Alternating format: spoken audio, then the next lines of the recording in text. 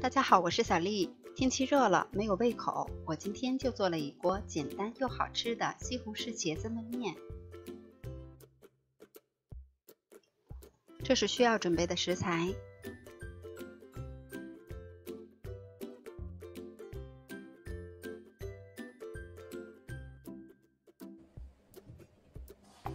西红柿清洗干净，先对半切开，去掉中间的硬梗，再切成块儿。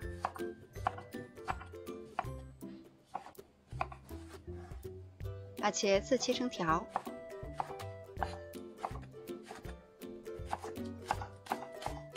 再准备一点葱花，少许的蒜末。锅中放入少许的植物油，油热以后，先下入五花肉煸炒。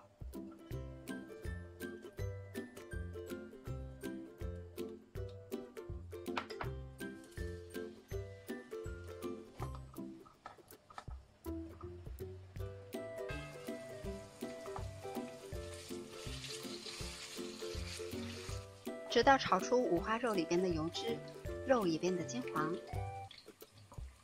然后加入一勺老干妈的油辣椒，炒出香味儿。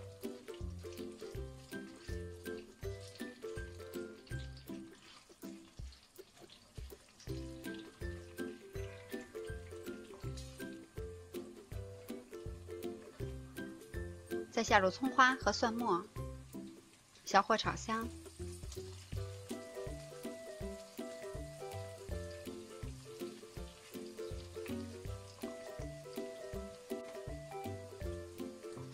然后下入西红柿和茄子，翻炒均匀。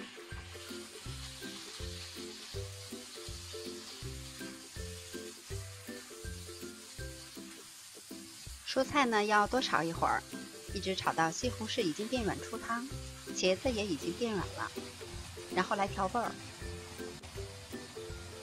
加入一勺白糖，适量的盐。2勺生抽，再加入1勺蚝油，再翻炒均匀。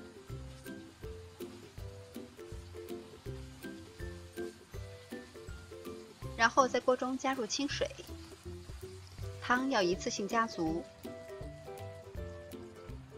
在大火把汤烧开。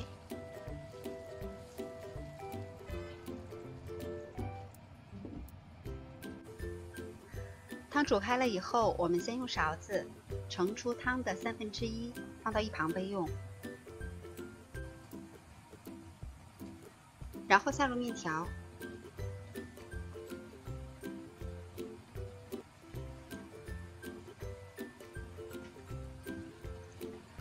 可以用筷子拨动一下，防粘。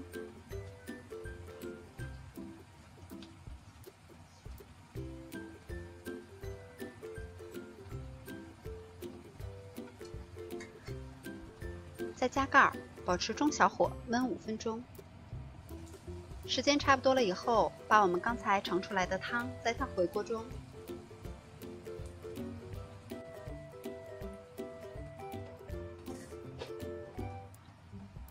再加入一些葱花。时间差不多了以后，我们再用筷子把面条挑匀了，就可以装碗上桌了。